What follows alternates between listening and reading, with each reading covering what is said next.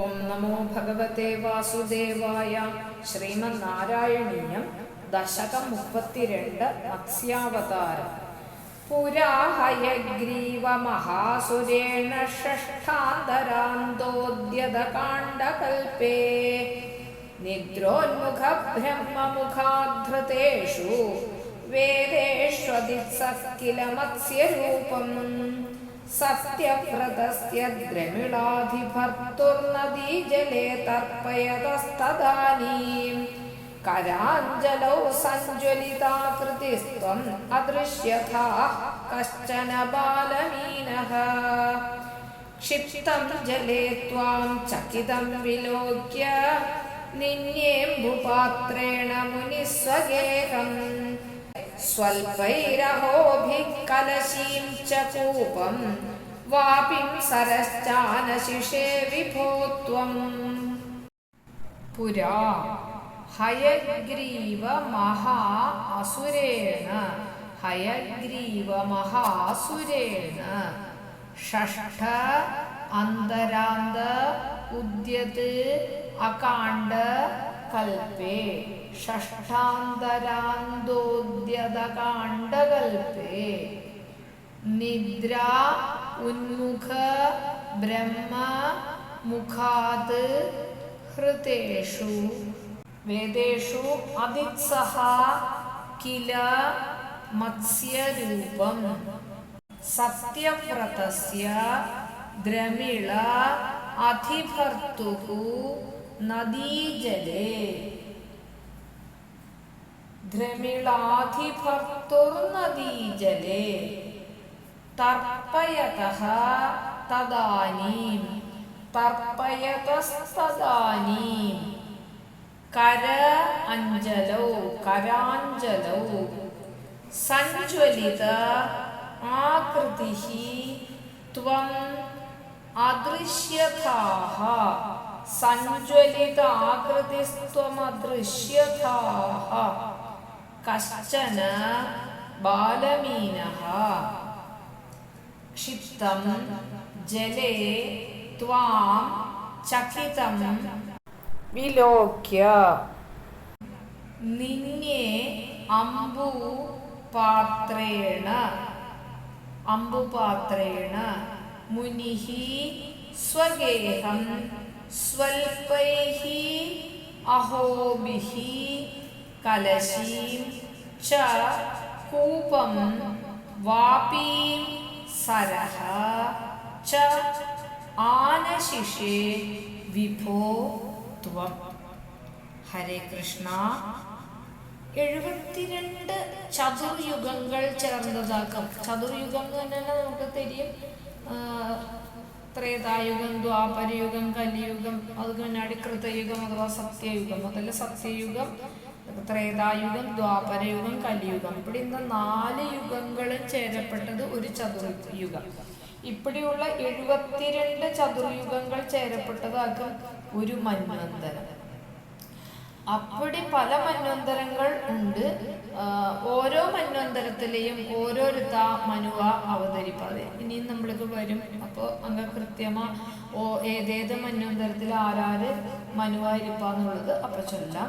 അപ്പോൾ ഒരിക്കൽ പുരാ ഹയഗ്രീവ മഹാസുരേണ ரொம்ப മുന്നാടി ഹയഗ്രീവൻകര ഒരു അസുരൻ ഷഷ്ഠാന്തരാന്തോദ്യതകാണ്ഡകൽപേ 6ാമത്തെ ചാക്ഷുഷ മന്വന്തരത്തോട് കടശിയിലുണ്ടാന നിദ്രോന്മുഖ ബ്രഹ്മമുഖാത് വേദേഷു ഹൃദേഷു ഇവിടെ ഉണ്ടാന നൈമിത്തിക പ്രളയത്തില് ബ്രഹ്മ തൂങ്ക ആരംഭിച്ചപ്പോ ബ്രഹ്മാവോട് മുഖത്തിലേന്ത് വായിലേന്ത് 4 വേദങ്ങളെയും ഹൃതേഷു അപഹരിച്ചാൻ, അത് എടുത്തു പോയിട്ടാൻ.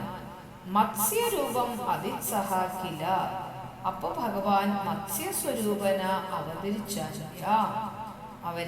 അവതരിച്ചാരേ ഭഗവാൻ அப்படின்னு. എന്താ പ്രളയം എന്നത് എന്നുള്ളത് തോന്നും. പ്രളയം 4 തരത്തില് ചൊല്ലുക. നിത്യപ്രളയം, നൈമിത്തിക പ്രളയം, പ്രാകൃത പ്രളയം, മായാപ്രളയം அப்படின்னு சொல்லி 4 തരത്തിലുള്ള പ്രളയം. നിത്യപ്രളയം എന്നാൽ ദിവസവും നമ്മൾ തൂങ്കത്തേക്ക് പുറത്തെ അതൊരു പ്രളയമാണ്. ഇത് തൂങ്ങിക്കഴിഞ്ഞ് ഏന്തിക്കത്തെ നമ്മുടെ ബോഡിയിലുള്ള പല സെൽസും എല്ലാം പോയി വേറെ സെല്ലൊക്കെ ഫോം ആകും അല്ലാട്ടാ. എന്താ സെല്ലിക്ക് ഡീക്കെ ആന സെല്ലല്ലാത്ത ബോഡിയെ റിമൂവ് പണിയിട്ട് അങ്ങനത്തെ പുതിയ സെല്ല് ഉണ്ടാക്കിയെടുക്കും. അത് നിത്യപ്രളയം. നൈമിത്തിക പ്രളയം എന്ന് പറഞ്ഞാൽ ബ്രഹ്മക്ക് ഒരു ദിവസം ഒരു പകൽ കഴിഞ്ഞ് ബ്രഹ്മാവിടെ ഒരു രാത്രിയുണ്ട്.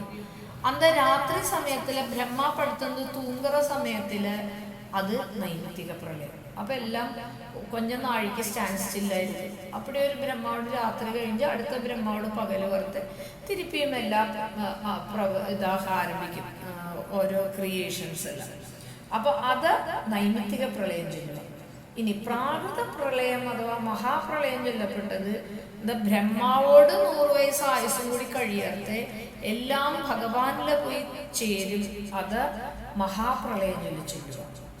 പിന്നെ മായാപ്രളയം എന്നുണ്ട്. അതെന്നു തന്നെ ജാഗ്രതയില് ഇരിക്കത്തെ നമ്മൾക്ക് മായ കാരണം ഇല്ലാത്തതെല്ലാം ഇരിക്ക് അപ്പടിന്ന് തോന്നും.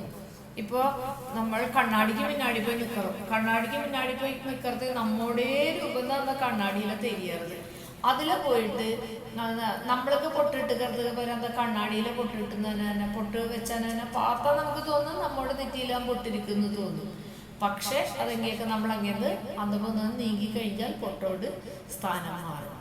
അപ്പൊ അന്തൊരു പൊസിഷനിൽ നമ്മൾ നിൽക്കത്തെ കണ്ണാടിയിലെ പൊട്ടിട്ടുന്ന നമ്മോട് പൊട്ടുമാതിരി തോന്നും. ആന ശരിയാന രീതിയിൽ ഇല്ലേ. ഇതേപോലെ ആക്കും നമ്മൾ വിളിച്ചെന്നിരിക്കത്തെയും നമ്മോട് ചുറ്റുമുള്ളവെല്ലാം നമ്മോടാക്കും.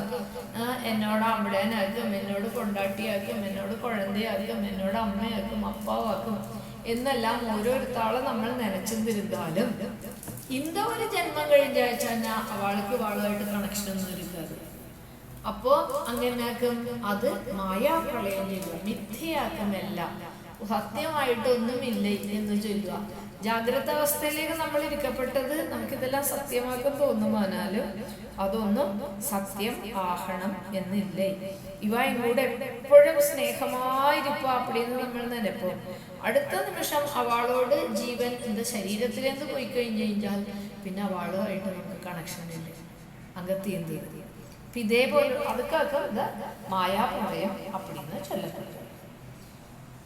ഇനി പലതരത്തിലുള്ള മന്വന്തരം. ഇപ്പോഴത്തെ മന്വന്തരം ചൊല്ലപ്പെട്ടത് ഇപ്പോഴത്തെ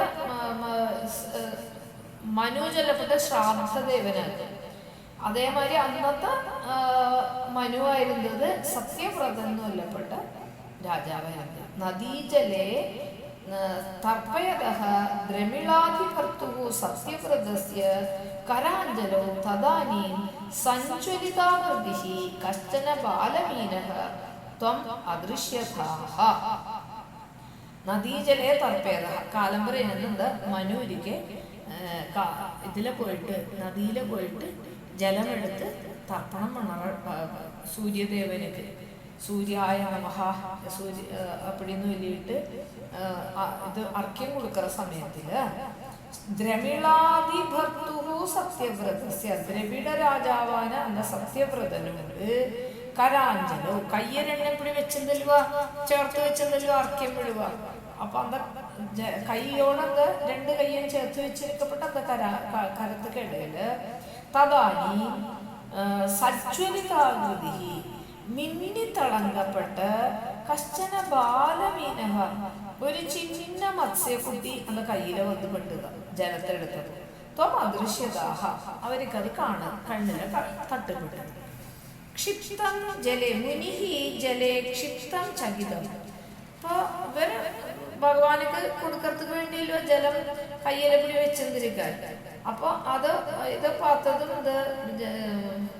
മീൻ കയ്യിലെ വന്നത് അവര് വേഗം അതുക്കുള്ളേ നദിക്കുള്ളേ അത് പൊട്ടുവിട്ടാൻ അമ്പു പാത്രേണ സ്വഗൃഹം. അപ്പൊ ഇതെന്നെ വേണ്ടിത്തുന്ന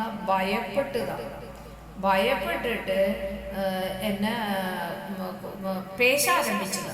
എന്നെ രക്ഷിക്കണം. ഞാൻ ரொம்ப കുട്ടി മത്സ്യമായിരിക്കേ ഇങ്ങിരിക്കപ്പെട്ട പെരിയ മത്സ്യമെല്ലാം എന്നെ ഒന്ന് ചാപ്പട്ടായച്ചെന്നെ എന്നോട് ജീവൻ വീടും, എന്നെ നിങ്ങൾ രക്ഷിക്കണം രാജാവേ அப்படின்னு சொன்னது. அவருக்கு பார்த்தப்போ ரொம்ப அழகா இருக்கு. திருப்பி கையால காட்டும்போது கைக்குள்ளே வந்தது தன்னோட அந்த ஜலபாத்திரம் இருந்தது, கமண்டலும் இருந்தது. அந்த அம்பு பாத்திரம் ജലപാത്രത്തിൽ പോട്ടിട്ട് സ്വഗേഹം ഇനി തന്നോട് ആശ്രമത്തിൽ കൊണ്ടുവന്നത്. അപ്പൊ ഇവരെ ആശ്രമത്തിൽ ഇരിക്കുന്ന രാജാവായിരുന്ന രാജാവ് തന്നോട് രാജ്യഭാരമെല്ലാം അടുത്ത വാരിസിക്ക് കൊടുത്തിട്ട് വാനപ്രസ്ഥാശ്രമത്തുക്കാக ഇരിക്കാൻ. വിഭോ ത്വം സ്വൽപൈഹി അഹോഭിഹി കലശീം കൂപം വാപീം സരഹ ച ആനിശേഷേ. கொஞ்சம் കഴിഞ്ഞ് பார்த்தாச்சுன்னா കുട്ടി മത്സ്യമായി ഇരുന്നത് അതിനകത്ത് ജലപാത്രത്തില് ഫുള്ള് വളർന്നു. അപ്പോൾ അങ്ക പോനത് ഒരു കൊഞ്ഞം കൂടി പെരിയ പാത്രത്തില് പൊട്ടാൻ. പെരിയ പാത്രത്തില് പൊട്ടാച്ചാൽ അന്ത പാത്രവും ഫുള്ള് ഈ പെരിശയച്ചു. അപ്പൊ അങ്ങേന്ന് എടുത്തെടുത്ത് അവരിരിക്കെ പക്കത്തില് ഒരു കൂപ്പം കിണത്തുകുള്ള കൊണ്ട് പൊട്ടാറ്. കിണത്തുകുള്ള പൊട്ടാച്ചെന്നെ കൊഞ്ച നാളാഹത്തുള്ള കിണറിലെ നിറഞ്ഞു വിടുന്നത്. അപ്പൊ അങ്ങേന്ന് എടുത്ത് കുളത്തിലെ പൊടണം. കുളത്തിലേ നിറഞ്ഞ് പെരിശായിടുന്നത്. അങ്ങേന്ന് എടുത്ത് ഒരു തടാകത്തൊക്കെ പോടുறாർ. തടാകത്തിലെയും இந்த മത്സ്യം പെരിശാ പറഞ്ഞു. അപ്പടി ഇത്രയും പെരിശാപ്പെട്ട മത്സ്യം ഇരിക്കുമാ കേട്ടാ അത് മായാ മത്സ്യമാക്കും. അപ്പൊ എന്നത്തിനാല് മത്സ്യം അപ്പടി വന്നതുங்கிறது നമ്മൾക്ക് അടുത്ത ശ്ലോകങ്ങളിൽ பார்க்கலாம். ഹരേ കൃഷ്ണ.